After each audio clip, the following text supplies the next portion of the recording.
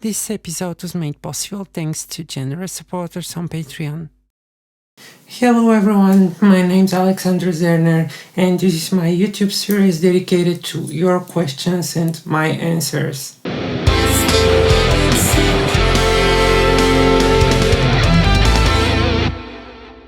Today is the 10th episode, and as usual we've got a bunch of interesting questions from my Patreon supporters, and I want to use the opportunity to invite you to check out my Patreon page where you can support everything that I'm doing here, and you can also get access to all kinds of interesting things like tabs, audio downloads, exclusive materials, and the membership starts as low as $3 per month.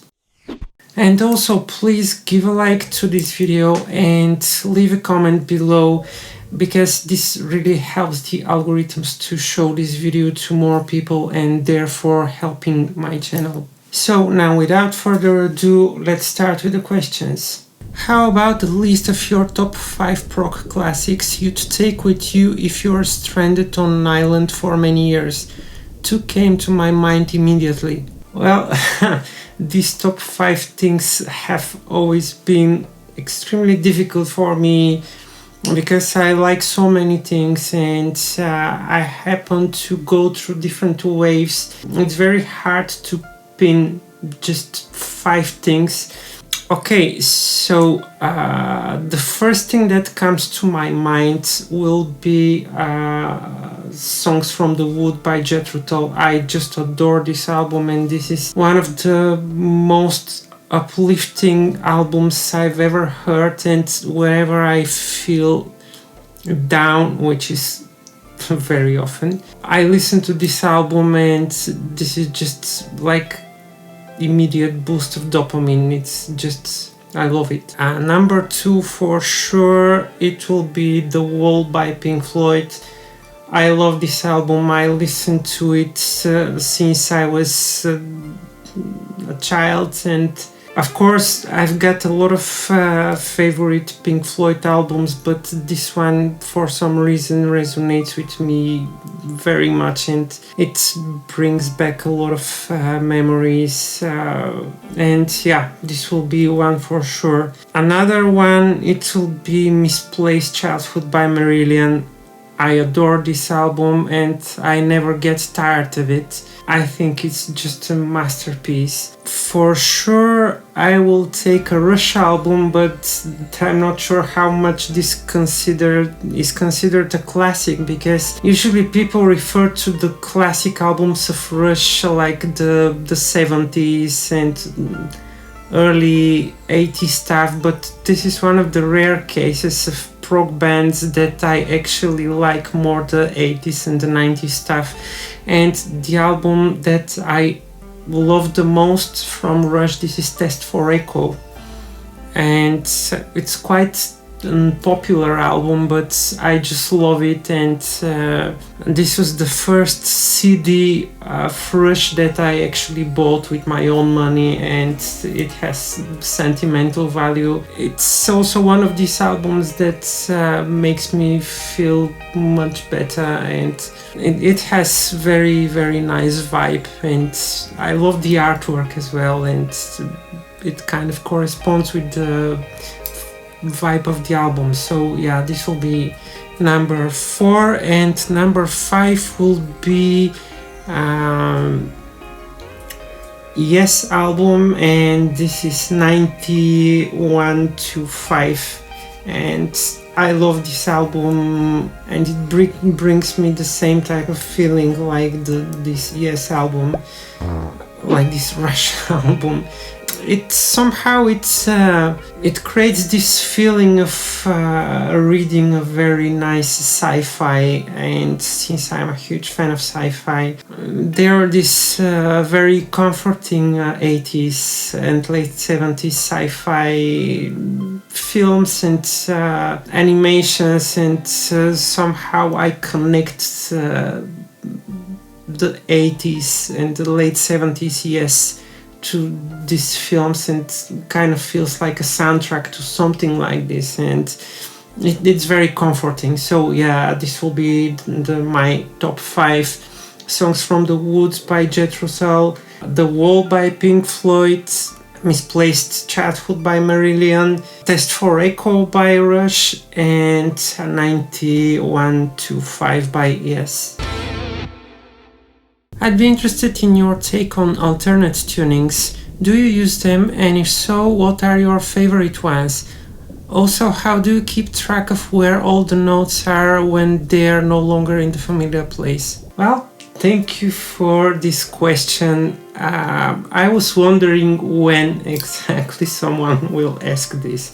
I have a very specific attitude towards alternate tunings. I love them, but only on acoustic guitars, and I never use them on electric guitars. And my reasoning for that is that with alternate tunings you benefit from having a lot of open strings, and they provide more harmonics because the open string is ringier. Also, it gives you opportunity to play very interesting chord voicings. When you have the benefit of the acoustic instrument, it contributes a lot to the nice sounding, and since on acoustic guitar you're able to do very complex arrangements like Andy McKee, for example, this brings a lot of opportunities to do such things. Whereas on the electric guitar it's predominantly like riffing on a couple of strings and solos, so I don't really see any benefit from using tunings, except sometimes when I need to play someone else's song, which is like in drop D on drop whatever, and these tunings essentially they favor playing riffs on power chords, which are really difficult to play on a standard tuning, and this is the only benefit that I actually see. Of course, there are some rare occasions, like for example Freak Kitchen, Matthias Eklund, he used a lot of interesting tunings back in the days when he was playing 6-string guitars, and he had like all kinds of tunings, but he's playing very complex chords there, and he uses them to make the voicing just the same way as you would do it on acoustic guitar. And since Freak Kitchen is a trio band, then the guitar part needs to be very fulfilling the arrangement and the spectrum, so it's a very demanding thing to play in a trio, and you need to be able to make these complex arrangements only on a guitar.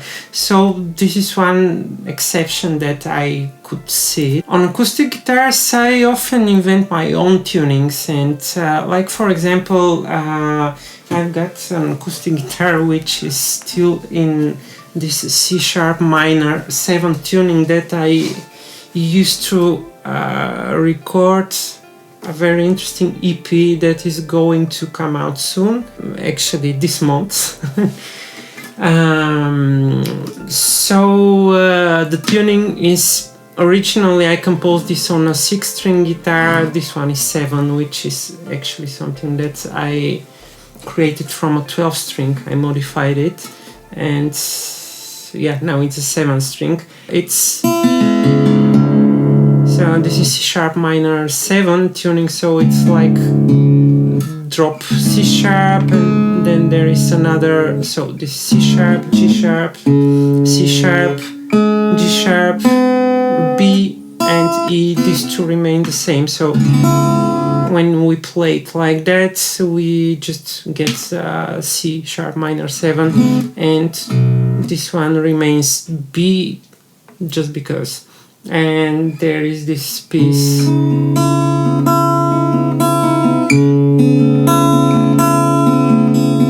And yeah, probably more complex part will be more illustrative.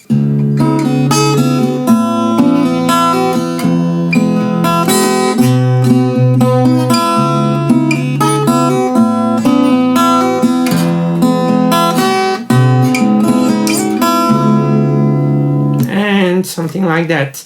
Another tuning that is my own creation is the tuning that I used in an evening walk, which is G sharp minor tuning, actually rather E major 7 tuning. So it's the 6th string is E, then we've got G sharp,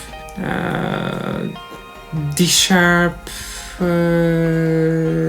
G sharp again, B and D sharp. From the popular tunings, probably I love the most the DAD-GAD tuning. It gives a very interesting sound and it has a lot of opportunities to play interesting voicing. I actually used this one in Lolita, which is from my first album 9 Stories, and I used it in my cover of Wait for Sleep by Dream Theater. You can check it out here or on the links in the description. It's a very old cover, very poor video quality, but nevertheless you can check it out. So when I use alternate tuning on acoustic guitar, I'm rather driven by the idea what I want to achieve, what type of sound do I want, and in what key in particular I need to play, so I need certain notes to be favored.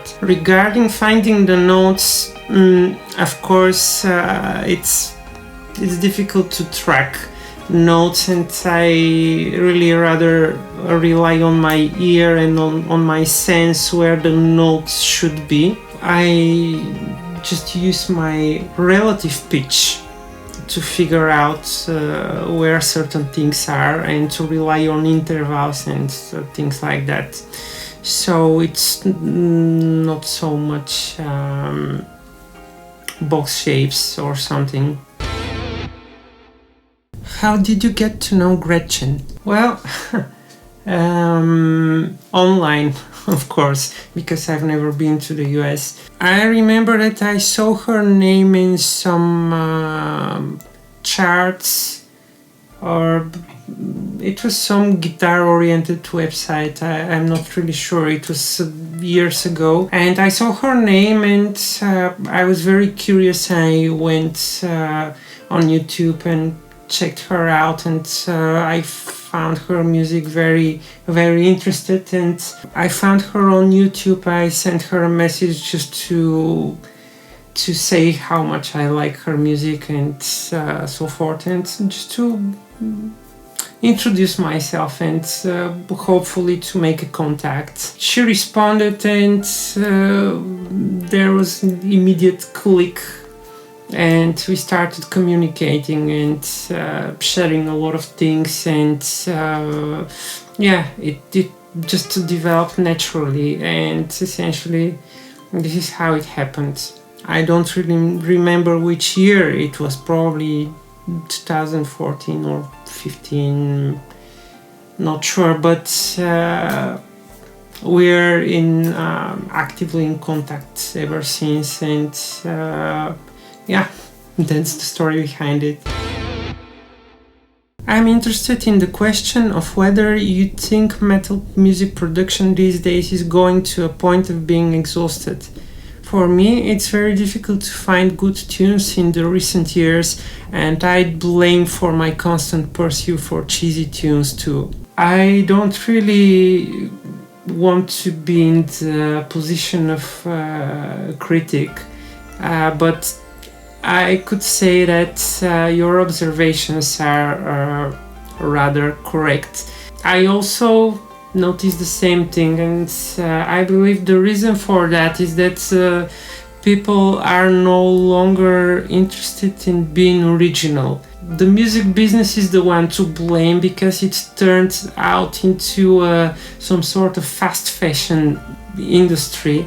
There is a model of something that works, and then it's just over promoted, and then everyone wants to copy this model because they see it as a successful model, and then they ignore their own music needs just for the sake of favoring the commercial trend.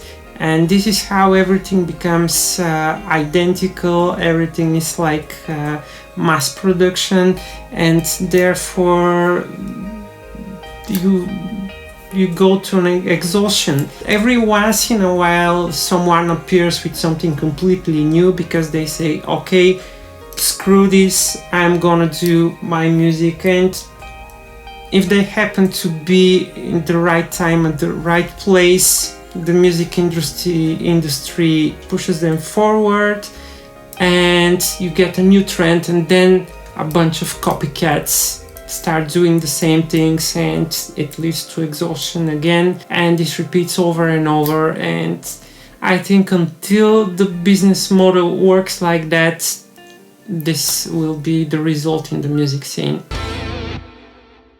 Let's say you grow up listening to a band over many years to the point at which the band and the band's music, of course, become part of your musical identity. If the band is popular enough and the band reflects or chooses not to reflect various aspects of current events, whatever they might happen to be, then the band becomes part of your cultural identity as well.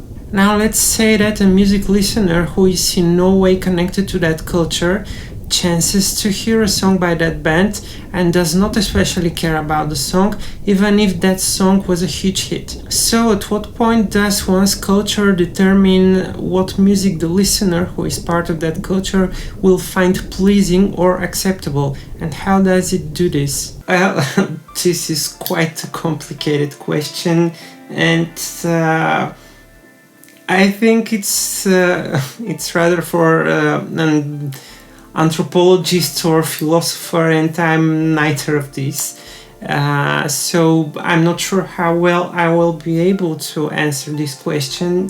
First of all,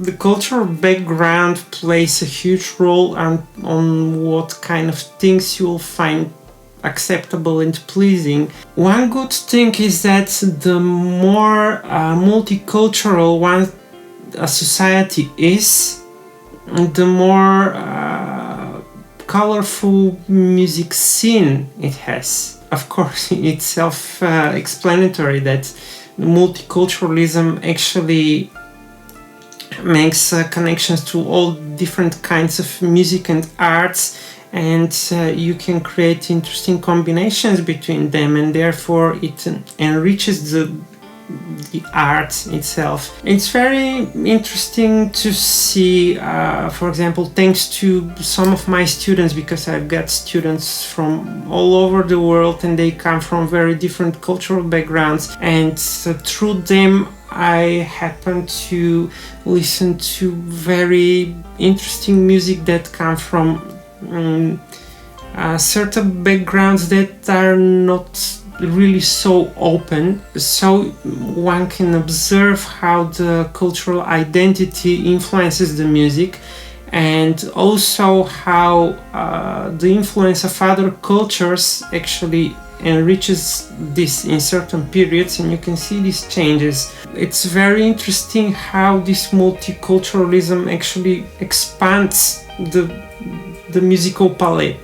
This of course influences the listener, and they will find a wider variety of music pleasing and acceptable, and therefore they can use this type of things in their own crafts. Of course, since you mentioned certain bands' music, the band's music are tightly connected to the cultural identity, so they represent in a certain way this cultural identity, and this is how the term folk actually originates, and it describes this idea that you've got the cultural identity of certain group of people. It's very specific for this group of people, they express themselves through it, and this is what they enjoy and so forth, and this becomes the folk. When you start introducing different elements to this folk music, it becomes more colorful and at certain points even eclectic, if you wish, and it provides more variety, because any close type of system at certain point it exhausts itself, because the elements that are available there, they have only a limited number of combinations, and at certain point you just use all of them and there is nothing new. And this is why you need to introduce something from outside, and this is what all these multicultural interactions actually do. They enrich all of these smaller groups, and therefore we manage to create more and more interesting music. Like you can clearly see that how, for example, Indian music influenced Beatles or John McLaughlin or whatever. They're Free Kitchen, or they're just numerous examples, and all of these are very interesting types of music. And this is my view of how the cultural background forms this identity and the music tastes and so forth. I hope that my answer is pleasing enough. So that's everything for this episode. I hope you find it interesting and useful. Thanks for watching, and please give it a like and leave a comment below. I want to know what your opinion is on the topic discussed in the video. And additionally, I want to invite you again to check out my Patreon page, where you can actually support everything I do on this channel. You can also support the channel by using the YouTube membership by clicking the join button down there. And if you prefer to support me by a single donation, you can use the PayPal me link below.